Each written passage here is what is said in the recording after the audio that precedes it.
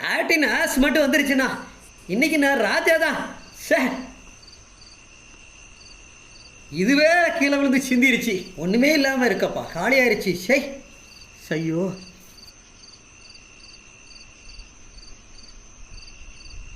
ஏல நெல்லுல இங்க வாழ குடிச்சிருக்கீங்கள, ஊதுல ஊதுல. குடியார பயல போல.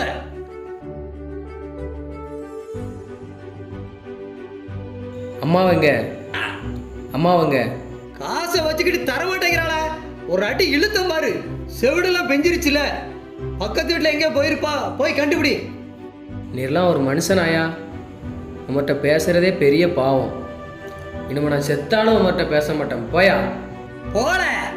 ஓட்ட பேசி எனக்கு என்னல லாபம்? ச்சே.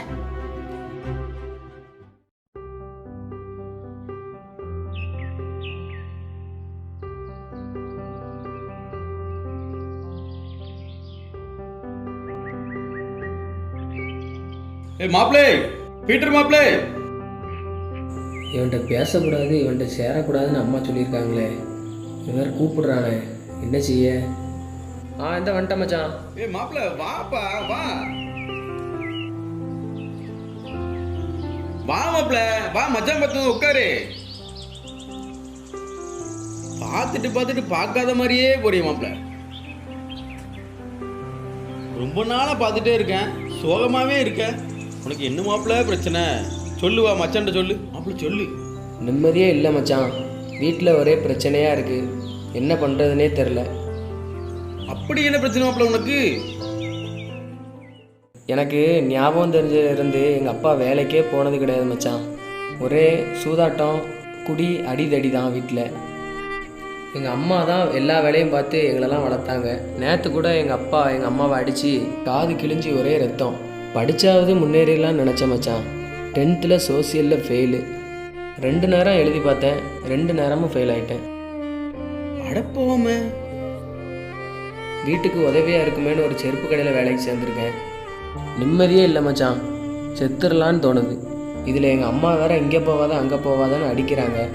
பையன் பெரிய பையனாக வளர்ந்துட்டான்னு கூட நினைக்க மாட்டேங்கிறாங்க. வாழ்க்கையே வெறுப்பாக இருக்கு மச்சான்.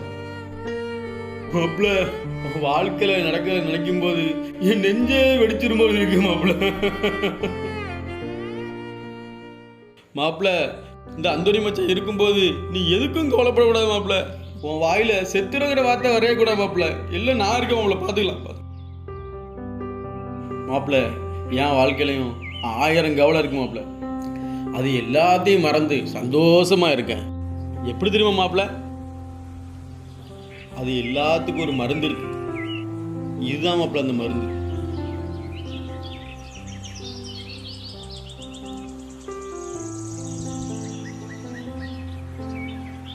வேண்டாம் மச்சான், இதனால தான் என் குடும்பமே நாசமாக போச்சு. வேண்டாம். அப்படியா? அப்போ இந்த சிகரெட்டையாவது பிடி மாப்பிள. இந்த சிகரெட்டு போக காற்றுல எப்படி களைஞ்சு போகுதோ அதே மாதிரி அவன் கவலை எல்லாம் களைஞ்சு போயிடுமாப்பில்ல. இந்த புடி. வேண்டாம் மச்சான், வேண்டாம். எனக்கு புகையே ஆகாது, இருமல் வந்துடும் மச்சான். வேண்டாம் புடி. வேண்டாம் மச்சான், வேண்டாம். அப்படியா? அப்போ இந்த புக்கையாவது படிக்குமாப்பில்ல, மனசுக்கு நல்லா நிம்மதியாக இருக்கும்.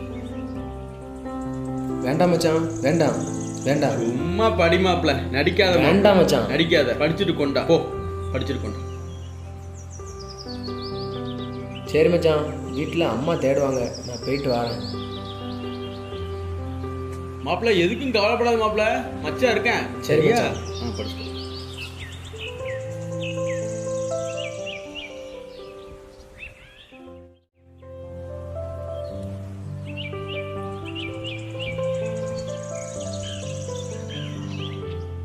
ஏல லூக்கா, நில்லுல, இங்க வாழ. ஏல இது அல்லையில கோயிலுக்கு இதை போறியாமல? இது அல்லையில கோயிலுக்கு போறியாமல? நம்ம வர மாட்டியல? கோழில இருந்து முட்டை வந்துச்சா இல்ல முட்டையில இருந்து கோழி வந்துச்சால? புனிதர் வழியா கடவுள் வணங்க மாட்டீங்களோ? நீங்க நேரடியா தான் கடவுள்கிட்ட போவீங்களோ? பெரிய பர்சோனா நீ. அடிக்கிற அடியில மூஞ்சில பிஞ்சிரும் போது போல.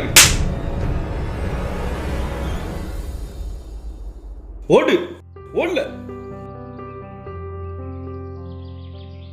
என்னாச்சு மச்சான், என்னாச்சு? ஒன்றும் இல்லை மாப்பிள்ள. அவ்வளோ வயலுக்கு கொழுப்பாகி போச்சு. அவ்வளோ வயலுக்கும் கொழுப்பாயிடுச்சு.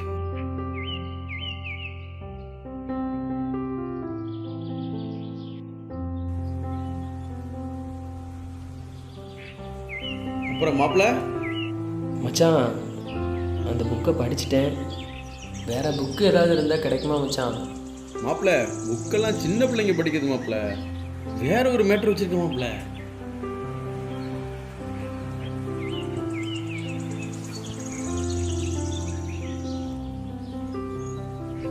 இதுல எல்லாம் லைவா இருக்கும் மாப்பிள்ள, போட்டு பாரு. சமாய் சமாய்.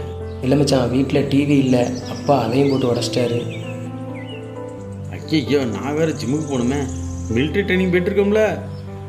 சரி, நாளைக்கு பார்த்துக்கலாம். சரி யார் அவங்க போய் போட்டு பார்த்துக்கலாம்.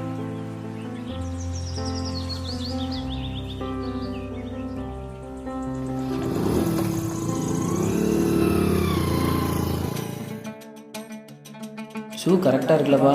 கரெக்டாக இருக்குண்ணே. எவ்வளோண்ணே? 400 ரூபா தம்பி. சரிண்ணே, இந்தாங்க. போயிட்டு வரேண்ணே.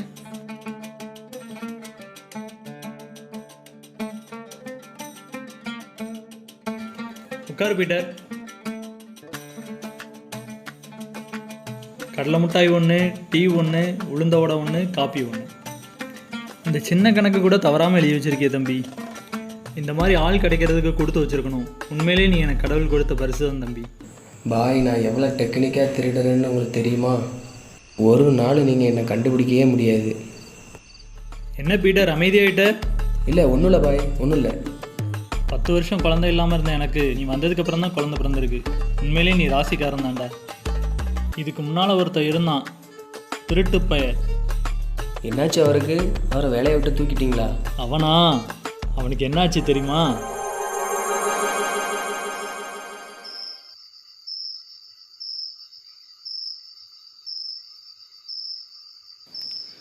வாங்க பாய்.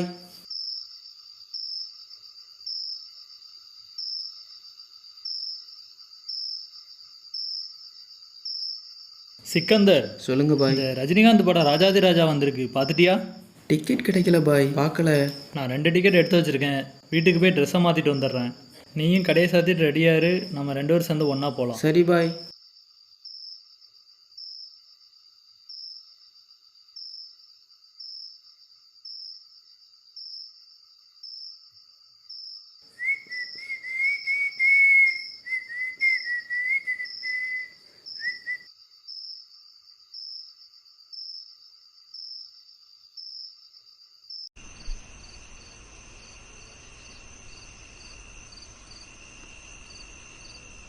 எதுக்காக பாய் கடற்கரைக்கு வந்திருக்கீங்க? நம்ம உப்பளத்தில் வாட்ச்மேன் அடிக்கடி வீட்டுக்கு போயிடுறானா. அதான் அவன் இன்னைக்கு இருக்கானா இல்லையான்னு பார்த்துட்டு போக வந்தேன். பார்த்துட்டு நம்ம தேட்டருக்கு போவோன்னு. சரி பாய்.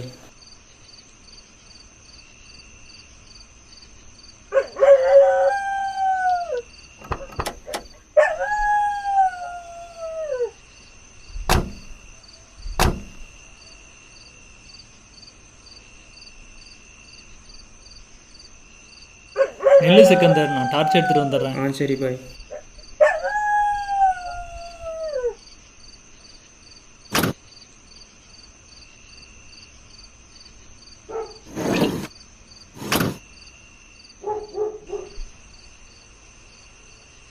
சிக்கந்தர், நான் உன்னை கூட பிறந்த தம்பி மாதிரி வச்சிருந்தேனே, என்னையே ஏமாத்திட்டல்ல.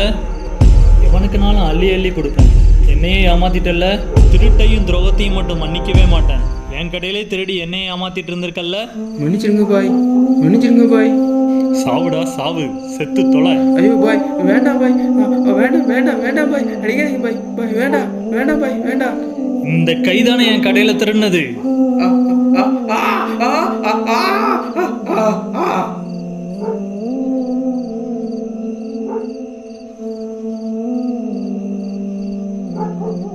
நல்லவனா இருக்கணும்னு நினைக்கிறேன். ஏன்டா எல்லாவனும் என்னை பொல்லாதவனா மாத்துறீங்க?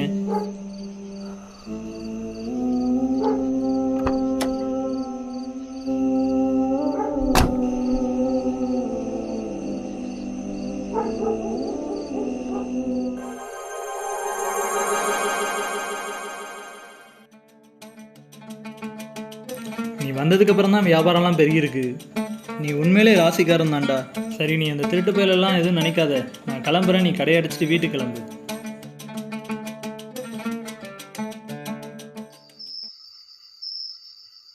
பாய் என்னை ரொம்ப நம்புகிறாரு.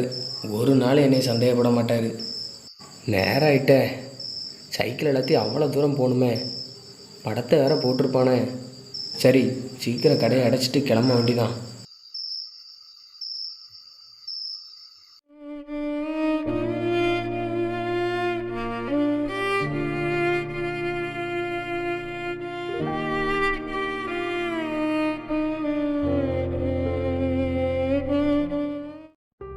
யாரு? அந்தோணி மச்சான் மாதிரியே இருக்கு. வெள்ளை சட்டை, கையில் பைபிள். என்னாச்சு இவருக்கு? மச்சான், அந்தோணி மச்சான், அந்தோணி மச்சான், மச்சான்.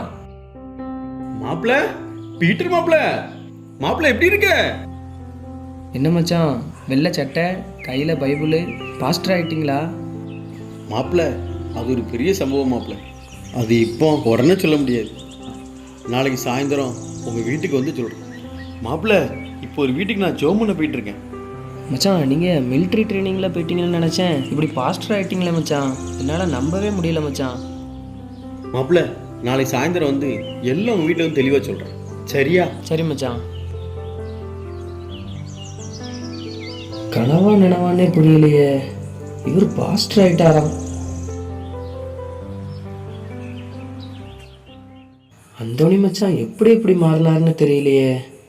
நம்பவும் முடியல, நம்பாமல் இருக்கவும் முடியல.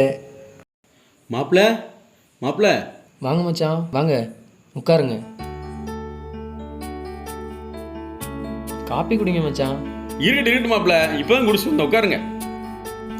எப்படி மச்சான் இப்படி மாறிட்டீங்க? நான் எங்கே மாப்பிள்ள மாறினேன்? எல்லாம் ஆண்டவர் தான் மாற்றிட்டாரு. ஆண்டவர் மாற்றினாரா? எப்படி மச்சான்? ஒரு நாள் கடற்கரையில் சாயந்தரம் படுத்திருந்தேன். அப்போ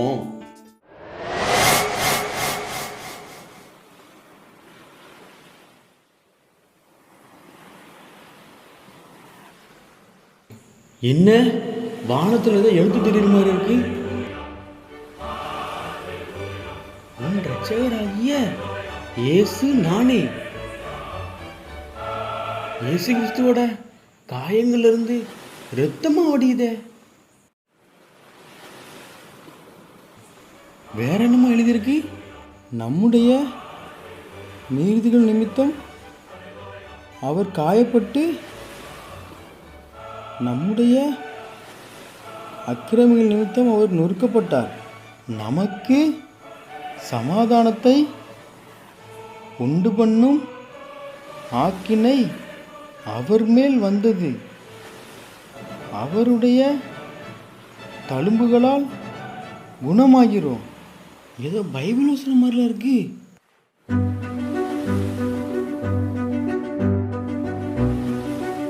நான் சின்ன வயசுல இருந்து பண்ண பாவத்தெல்லாம் எழுதி காட்டுது.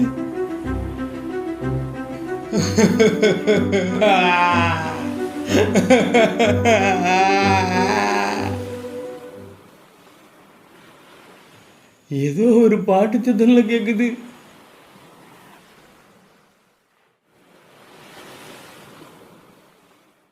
மெய்யாக எங்களது பாடுகளை ஏற்றுக்கொண்டு துக்கங்களை சுமந்து கொண்டீ.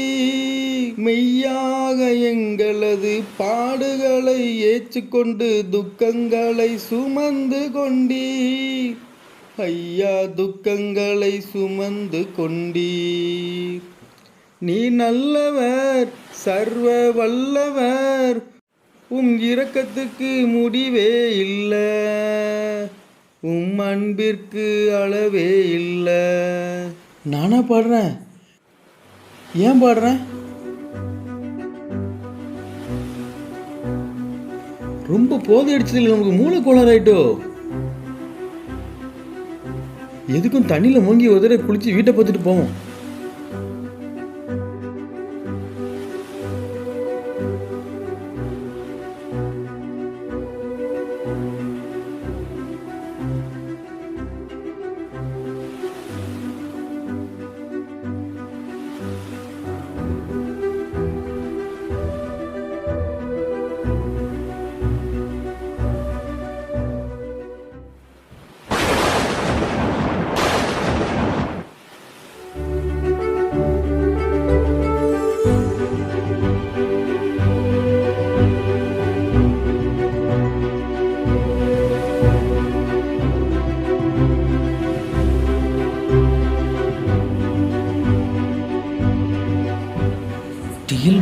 மாதிரி இருக்கு மச்சான்.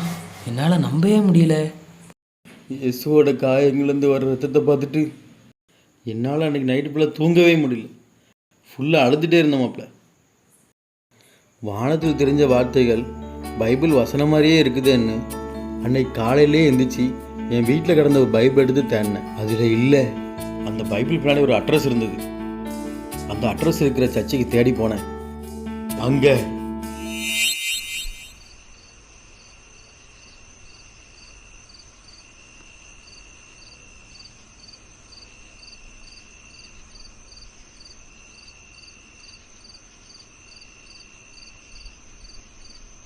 ஐயா ஐயா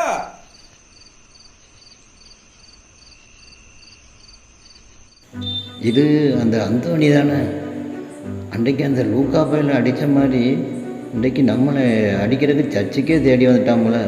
அடித்தா அடிச்சுட்டு போகிறான். ஆண்டவர் நமக்காக உயிரே கொடுத்தாரு.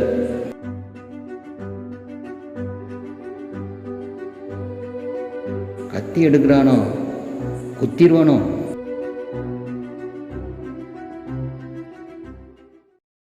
ஐயா, நேற்று நான் கடற்கரையில் படுத்திருந்தேன். அப்போ வானத்தில் தங்க நிறத்தில் ஒரு வார்த்தை ஒன்று எழுதிருந்துச்சு. அதை நான் பார்த்தேன்.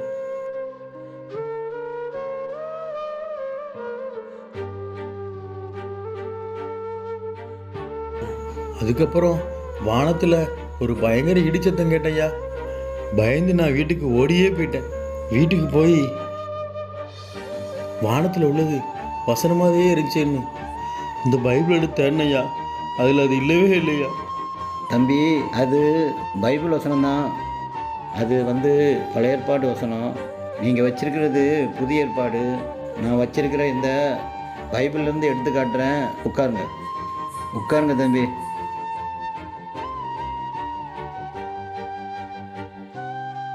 தம்பி, பழைய ஏற்பாட்டில் ஏசையா என்னும் தீர்க்கதரிசி எழுதின ஒரு புஸ்தகம் இருக்குது. அதில் தான் இந்த வசனம் எழுதப்பட்டிருக்கிறது. நம்முடைய மீறுதல் நிமித்தம் அவர் காயப்பட்டு, நம்முடைய அக்கிரமங்கள் நிமித்தம் அவர் நொறுக்கப்பட்டார். நமக்கு சமாதானத்தை உண்டு பண்ணும் ஆக்கினை அவர் மேல் வந்தது. அவருடைய தழும்புகளால் குணமாகிறோம். இதாயா, இதேதாயா நான் பார்த்தேன்.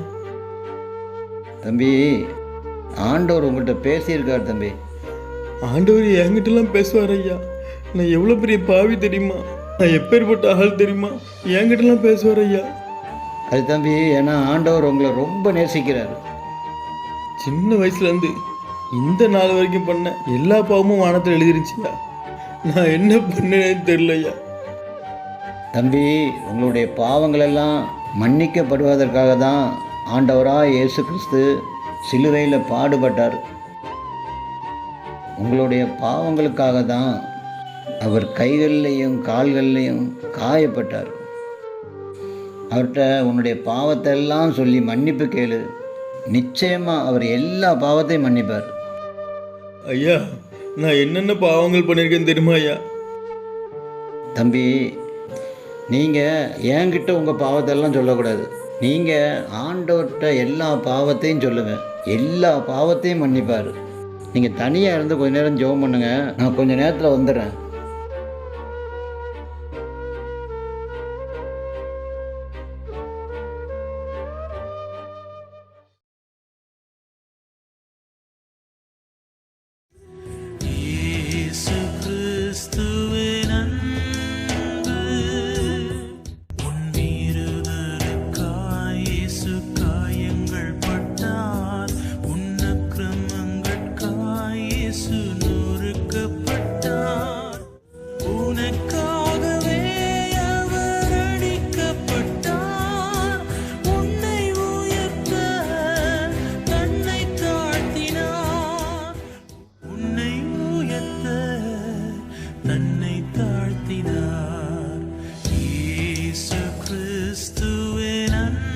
அப்பா, இந்த சகோதரனையும் உங்கள் மந்தைக்குள்ளே நீங்கள் சேர்த்து கொண்டதற்காக நன்றி செலுத்துக்கிறோம்ப்பா. தொடர்ந்து உங்கள் கிருபையில் அருமையான சகோதரனை காத்து கொள்ளுங்க, வழி நடத்துங்கப்பா என்று ஜெபிக்கிறோம். இயேசுவின் மூலம் ஜெபிக்கிறோம் நல்ல பிதாவே, ஆமேன். தம்பி, இந்த பைபிளை படிங்க தம்பி. உங்களுக்கு எல்லாமே புரியும். புரியாததை என்கிட்ட வந்து கேளுங்க. தொடர்ந்து ஆலயத்துக்கு வாங்க. ஆண்டவர் உங்களை ஆசீர்வதிப்பார். உங்களை ரொம்ப ஆண்டவர் நேசிக்கிறார். போயிட்டு வாங்க தம்பி. ஸ்தோத்திரம். அதுக்கு பிறகு அந்த ஊழியக்காரையா கொடுத்த பைபிளை நான் வாசிச்சுட்டே இருந்தேன், ஜெபம் பண்ணேன். நான் புதுசாக பிறந்த குழந்தை மாதிரியே ஆயிட்டேன் மாப்பிள்ள. இப்போ நான் புது மனசு மாப்பிள்ள. என்னை பற்றியும் உங்ககிட்ட ஒன்று சொல்லணும் மச்சான். சொல்லு மாப்பிள்ள, சொல்லு, தயங்காம சொல்லு. வெளி உலகத்துக்கு நான் ரொம்ப நல்ல பையன் மச்சான். ஆனால் நான் ரொம்ப மோசமானவன்.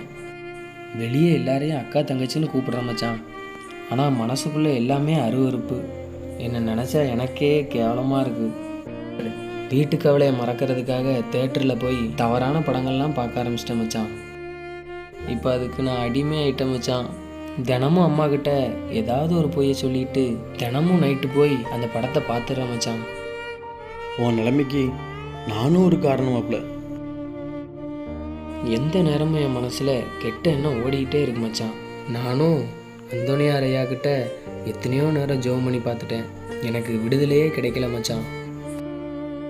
ஒருத்தர் யோகாசனம் செஞ்சால் மனசை கட்டுப்படுத்தலான்னு சொன்னார். அதையும் பண்ணினேன். ஒரு பிரயோஜனம் இல்லை மச்சான். செத்துறன்னு தோணுது மச்சான். நான் என்ன செய்ய மச்சான்? ஒன்றும் கவலைப்படாத மாப்பிள்ள.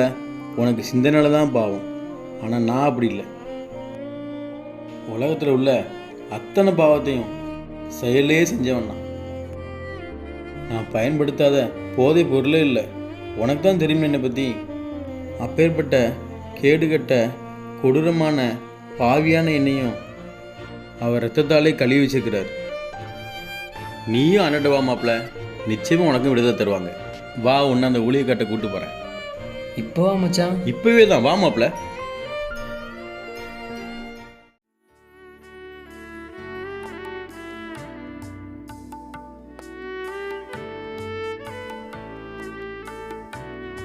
ஐயா, பிரைஸ்லாடியா. தம்பி வாங்க. அந்தோணி தம்பி, எப்படி இருக்கீங்க? வாங்க வாங்க. யார் இந்த தம்பி?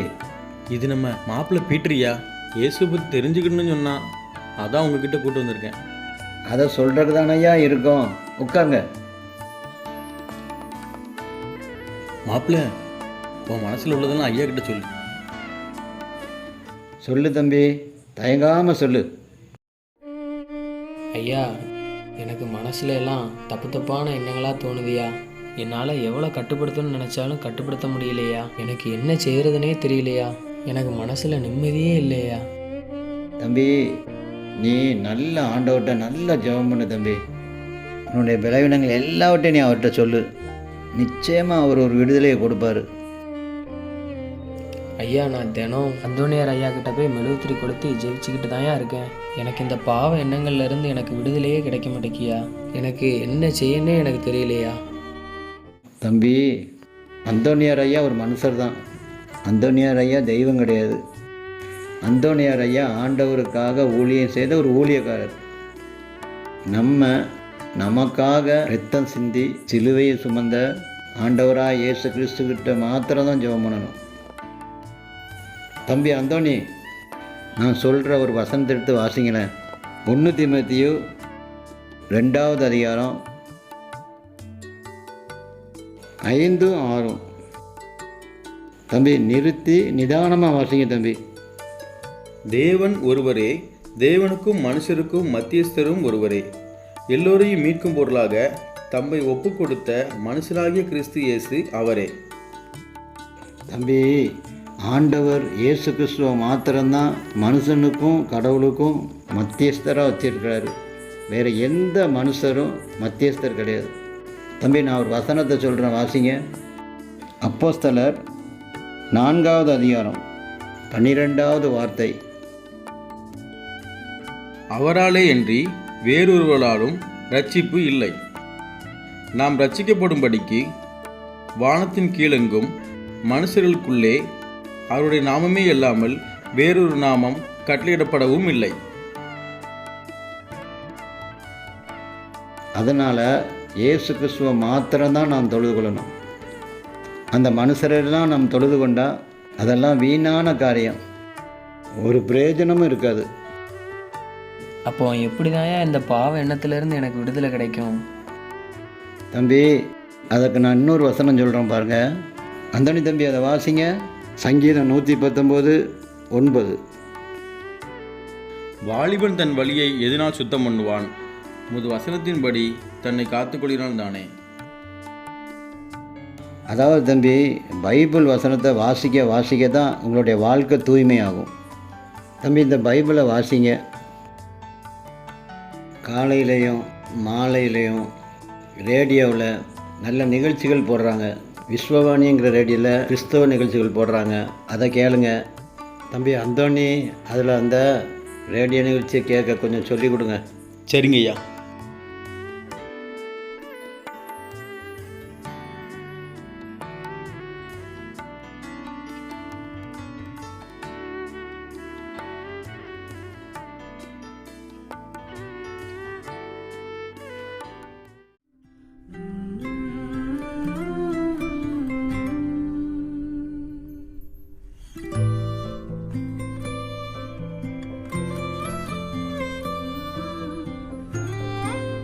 பீட்டர், நல்லா இருக்கியா? சோத்திரம், நல்லா இருக்கேன்யா. ஐயா, நான் ஊழியம் செய்ய போகிறேன்யா. அப்படியா? ஊழியக்காரனாக போறியா? என்ன ஊழியம் செய்ய போகிற? மிஷினரி ஊழியத்துக்குன்னு ஒப்பு கொடுத்துருக்கேன்யா. மிஷினரி ஊழியம் கல்லும் முள்ளும் நிறைஞ்ச ஒரு கடினமான பாதையாச்சே. ஆமாம், எனக்கு தெரியும்யா. எனக்கு விடுதலை கொடுத்த ஆண்டவருக்கு ஏதாவது செய்யணும்னு நினைக்கிறேன்யா. ரேடியோவில் கேட்டேன்யா. 3 வருஷம் பயிற்சி கொடுத்து அவங்களோட ஸ்தாபனத்திலேயே மிஷினரியாக அனுப்புகிறாங்களாம்யா. பாவத்திலையும் சாபத்திலையும் மூட நம்பிக்கையிலையும் நிறைந்திருக்கிற பழங்குடி மக்கள் மத்தியில் ஊழியம் செய்ய நினைக்கிறேன்யா. ரொம்ப நல்லது தம்பி. உனக்காக நான் ஜெபம் பண்ணுறேன். பரிசுத்தமுள்ள நல்ல பிதாவே, இந்த அருமையான மகன் ஆண்டவரே மிஷினரி ஊழியத்துக்காக ஆண்டவரே ஒப்பு கொடுத்துருக்குறாயா. பழங்குடி மக்கள் மத்தியிலும் பாவத்திலையும் சாபத்திலையும் மூட நம்பிக்கையில் உள்ள மக்களை ஆண்டவரே விடுதலையாக்க வேண்டும் என்கிறதான ஆசையை, எண்ணத்தை, விருப்பத்தை இந்த மகனுக்கு கொடுத்ததற்காக உமக்கு நன்றி செலுத்துகிறோம். இந்த மகன் போகும் இடமெல்லாம் ஆண்டவரே கால் மிதிக்கும் தேசத்தை எல்லாம் உமக்கு கொடுப்பேன் என்று சொன்னது போல இந்த மகன் கால் மிதிக்கும் தேசத்தை எல்லாம் நீ சொந்தமாக்கி கொடுக்கும்படி உடைய பரிசுத்த நாமத்தில் மகனை ஒப்பு கொடுத்து ஜெபிக்கிறோம். ஆசீர்வதிங்க, பலப்படுத்துங்க. இயேசுவின் நாமத்தில் ஜெபிக்கிறோம் பிதாவே, ஆமென். பாய், நான் உங்ககிட்ட கொஞ்சம் பேசணும் பாய். கொஞ்சம் என்ன, நிறையவே பேசேன். நான் அடுத்த மாதத்துலேருந்து வேலையிலேருந்து நின்றலான்னு இருக்கேன். என்ன சொல்கிற? வேலைக்கு வரலையா? ஆமாம் பாய், நான் பைபிள் காலேஜ் படிக்க போகிறேன். பைபிள் காலேஜா? ஆமாம் பாய், நான் ஆண்டவருக்கு ஊழியம் செய்யலான்னு இருக்கேன் பாய். என்ன சொல்கிற? உங்ககிட்ட கடையை கொடுத்துட்டு நான் துபாய்க்கு போயிடலான் இருந்தேன். பர்ச்சேஸ்லேருந்து எல்லாமே நீயே பார்த்துக்கிட்ட. இனிமேல் நீ இல்லாமல் எப்படி நான் கடையை நடத்த போகிறேன்? சரி, ஆண்டவருக்காக ஊழியம் செய்கிறேன்னு சொல்கிற. சரி, சந்தோஷமாக போயிட்டு வா. எந்த ஹெல்ப்னாலும் எப்போனாலும் என்கிட்ட கேளு. எதுனாலும் செய்கிறேன். நீ எனக்கு பிள்ளை மாதிரி. சரி பாய்.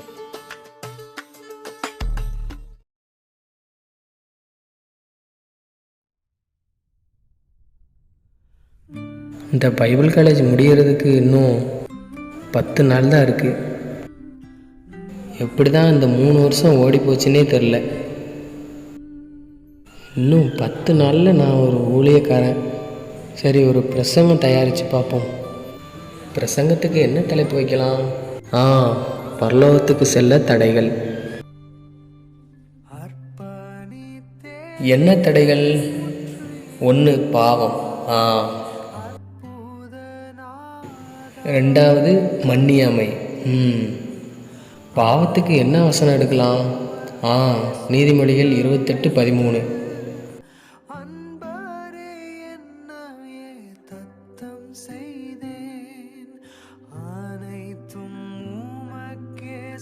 தன் பாவங்களை மறைக்கிறவன் வாழ்வடைய மாட்டான், அவைகளை அறிக்கை செய்து விட்டு விடுகிறவனோ இரக்கம் பெறுவான்.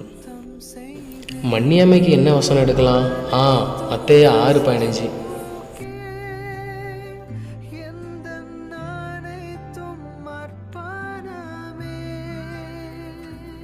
மனுஷருடைய தப்பிதங்களை நீங்கள் அவர்களுக்கு மன்னியாதிருந்தால் உங்கள் பிதா உங்கள் தப்பிதங்களையும் மன்னியாதிருப்பார்.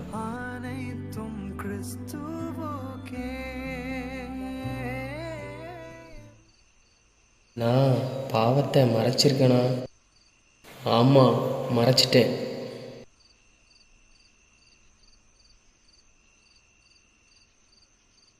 நான் பாய்கிட்ட போய் மன்னிப்பு கேட்டா அவர் என்னை மன்னிப்பாரா? நான் எங்கள் அப்பாவை மன்னிக்கலை, இன்ன வரைக்கும் அப்பான்னு கூப்பிடலை.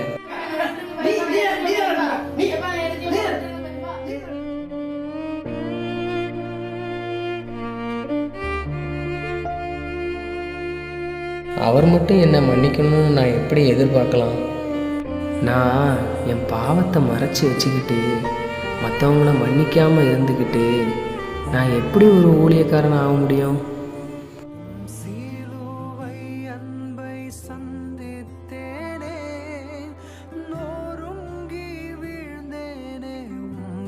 என் அன்பிற்கும் மதிப்பிற்கும் உரிய காசிம் பாய்க்கு பீட்டர் எழுதி கொள்வது. பாய், நீங்கள் நினைப்பது போல் நான் நல்லவன் அல்ல.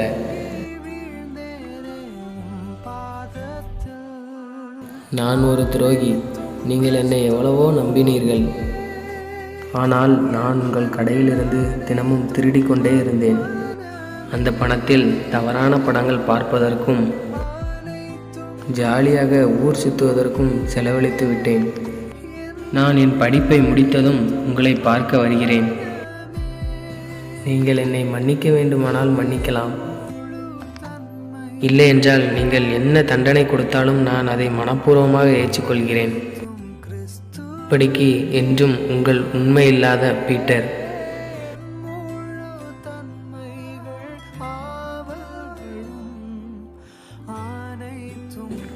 அன்புள்ள அப்பாவுக்கு பீட்டர் எழுதி கொள்வது. எனக்கு நினைவு தெரிந்த நாளிலிருந்து நான் உங்களை அப்பா என்றே அழைத்ததில்லை. நான் உங்களை பல முறை மரியாதை இல்லாமல் பேசியிருக்கிறேன். காரணம், நீங்கள் சிறு வயது முதல் எனக்கு செய்த கொடுமைகள் அப்படிப்பட்டது. ஆனாலும் கிறிஸ்துவின் அன்பு நிமித்தம் நான் உங்களை மனதார மன்னித்து விட்டேன். நீங்களும் தயவு கூர்ந்து என்னை மன்னித்து விடுங்கள் அப்பா. இப்படிக்கு உங்கள் அன்பு மகன் பீட்டர்.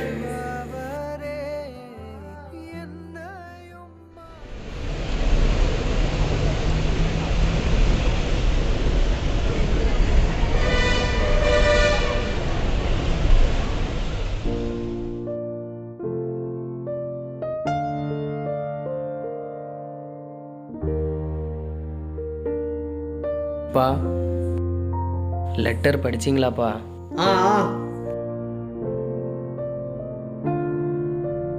என்னைய மன்னிச்சிருங்கப்பா. நான் ரொம்ப வருஷமாக உங்ககிட்ட பேசாமலே இருந்துட்டேன். உங்களை மரியாதை இல்லாமல் பேசிட்டேன். என்னை மன்னிச்சிருங்கப்பா. மன்னிச்சிட்டேன் போ.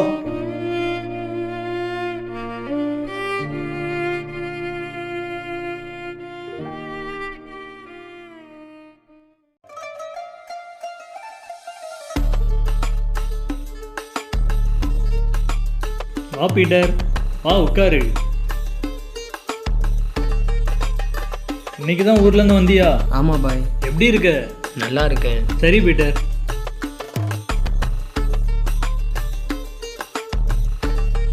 ஸ்கூல் ஷூ 6ஆம் நம்பர் 10 செட்டும் 7ஆம் நம்பர் 10 செட்டும் அனுப்பி வச்சுருங்க. ஓகே. பாய், எப்படி இருக்கீங்க பாய்? நல்லா இருக்கீங்களா? நான் நல்லா இருக்கேன் பாய். சரிங்க பாய். சரிங்க பாய். நம்ம போட்ட லெட்ரு இவருக்கு கிடைச்சிருக்குமா கிடைக்கலையான்னு தெரியலையே. இவருக்கு லெட்ரு கிடைச்ச மாதிரியே தெரியலையே. என்ன செய்ய? தைரியமாக கேட்டுற வேண்டியதான். பாய், நான் போட்ட லெட்ரு உங்களுக்கு கிடைச்சதா பாய்? கிடைச்சது பீட்டர். லெட்டரை நான் படித்தேன். உண்மையிலே நீ மனம் திரும்பினது எனக்கு ரொம்ப சந்தோஷம் பீட்டர். என் கடையில் திருடுறவங்கள என்ன செய்வேன் நீ தெரிஞ்சிருந்தும் நீ உன் தவறை ஒத்துக்கிட்ட பற்றியா?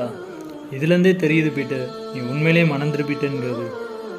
நீ என் பிள்ளை மாதிரி. நான் மனசார உன்னை மன்னிச்சிட்டேன் பாய். நீங்கள் என்னை எவ்வளவோ நம்புனீங்க. நான் உங்களுக்கே துரோகம் செஞ்சிட்டேன் பாய். தயவு செய்து என்னை மன்னிச்சிருங்க பாய். நான் தான் மன்னிச்சிட்டேன்னு சொல்கிறேன்ல பீட்டர். விடு பீட்டர். சரி பாய், அப்போ நான் போயிட்டு வரேன்.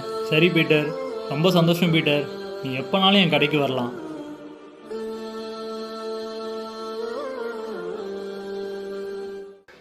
இக்குறும்படத்தில் சித்தரிக்கப்பட்ட பாத்திரங்களில் பீட்டர் என்று பெயர் மாற்றப்பட்ட சகோதரர் ஒரு மிஷனரி ஸ்தாபனத்தில் ஊழியராக ஊழியம் செய்து வருகிறார். அந்தோணி என்ற சகோதரர் ஒரு சபைக்கு போதகராக ஊழியம் செய்து வருகிறார். சிந்தனையின் பாவத்தில் சிக்கித் தவிக்கிறேனே, எனக்கு விடுதலையே இல்லை என்று கவலைப்படுகிறீர்களா? உங்களுக்கு விடுதலை கொடுப்பதற்காகவே சிலுவையில் காயங்கள் பட்ட இயேசு கிறிஸ்து காயப்பட்ட அவர் இரு கரங்களையும் நீட்டி, வா என்னிடத்தில், நான் உனக்கு விடுதலை தருகிறேன் என்று அன்போடு அழைக்கிறார். சேனலை சப்ஸ்கிரைப் செய்து எங்களுக்கு ஆதரவு தரும்படி அன்போடு கேட்கிறோம். நன்றி, வணக்கம்.